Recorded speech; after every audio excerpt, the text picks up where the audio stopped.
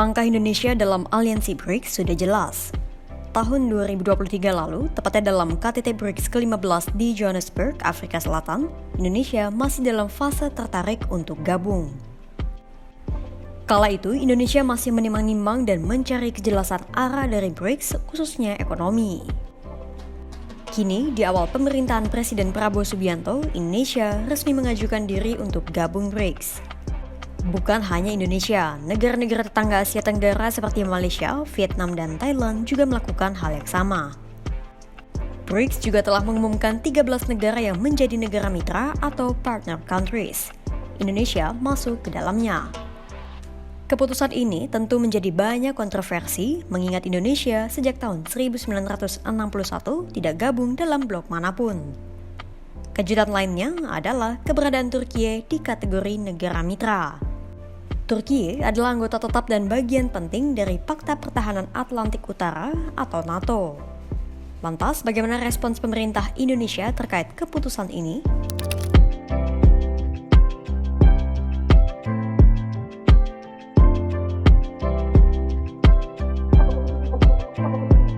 Seperti yang sudah dijelaskan di awal, Indonesia pernah ditawari gabung BRICS saat era pemerintahan Joko Widodo. Namun di bawah Komando Retno Marsudi, Kementerian Luar Negeri memilih untuk menimang terlebih dahulu untung dan rugi jika Indonesia tergabung dalam BRICS. Pasalnya, selama ini Indonesia juga sudah banyak mengambil keanggotaan di banyak organisasi internasional dan tak semuanya memberikan manfaat yang signifikan bagi Indonesia. Namun memasuki era pemerintahan yang baru, Indonesia menunjukkan langkah tegas dengan menyatakan keinginan untuk bergabung dengan BRICS. Niat itu disampaikan oleh Menteri Luar Negeri Indonesia Sugiono dalam pertemuan KTT BRICS Plus di Kazan, Rusia pada 24 Oktober 2024. Dengan demikian, proses bergabungnya Indonesia di BRICS mulai berjalan. Sugiono menyatakan bahwa keterlibatan Indonesia dalam BRICS justru manifestasi dari DNA politik luar negeri Indonesia bebas aktif. Bebas menentukan pilihan alias tak terikat dengan blok manapun dan aktif terlibat dalam dinamika geopolitik dunia.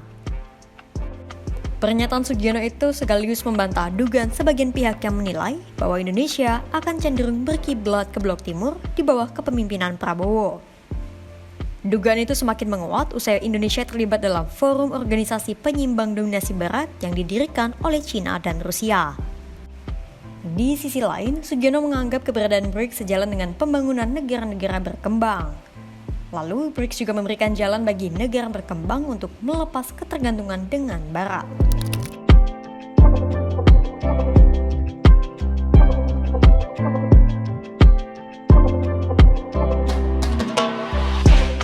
Malaysia lewat Perdana Menteri mereka, Anwar Ibrahim, sudah lebih dulu mengutarakan keinginannya untuk gabung BRICS dibanding Indonesia.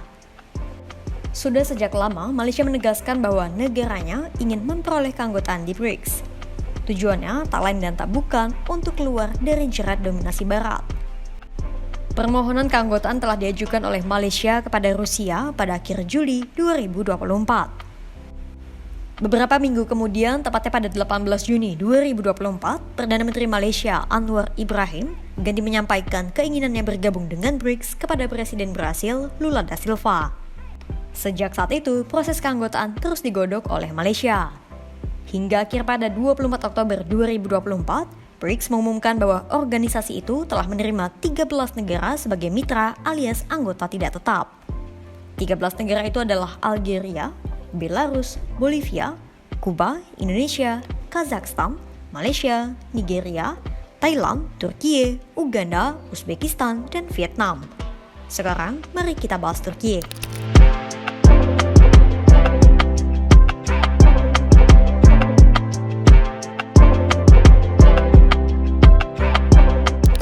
Tak jauh berbeda dengan Indonesia, alasan Turki berminat masuk ke dalam BRICS juga didorong oleh tabiat politik luar negeri negara itu yang independen dan memiliki otonomi strategis.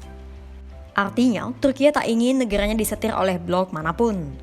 Buktinya, status keanggotaan Turki di NATO tak menghalangi negara itu untuk bermain mata dengan BRICS, organisasi yang jelas-jelas didirikan untuk melawan hegemoni Barat. Padahal, Turki sendiri merupakan negara dengan militer terkuat kedua di NATO. Independensi itu tak terlepas dari letak Turki yang berada di Eurasia dan semakin menguat usai Presiden Recep Tayyip Erdogan berkuasa. Bahkan sejak perang Rusia dan Ukraina pecah, Erdogan selalu memilih untuk bersikap sebagai penyeimbang.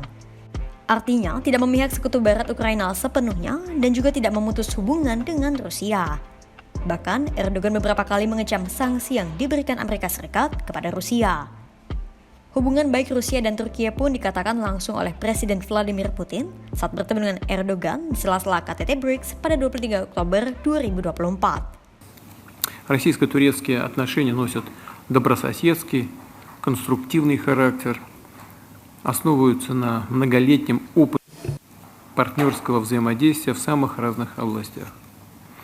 Мы с вами поддерживаем регулярный диалог по актуальным вопросам двусторонней и международной повестки дня. Высоко ценю эти неизменно полезные контакты. Уверен, что и сегодняшняя наша беседа будет плодотворной и полезной. Знаю, что в Турции заинтересованы в налаживании тесного сотрудничества с объединением. И видим здесь значительные перспективы с учетом авторитета и особой геополитической роли вашей страны, которая связывает Восток и Запад Евразийского континента. Российско-турецкие отношения носят добрососедский, конструктивный характер, основываются на многолетнем опыте партнерского взаимодействия в самых разных областях.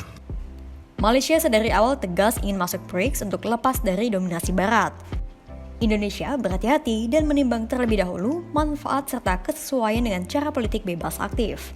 Dan Turki memilih bermain dua kaki dalam keterlibatannya di BRICS dan NATO. Meski cerita ketiga negara itu berbeda-beda, namun tujuannya sama, yaitu ingin independen dan melawan dominasi Barat.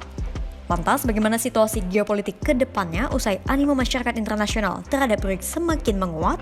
Simak terus perkembangannya hanya di kanal YouTube Kompas.com.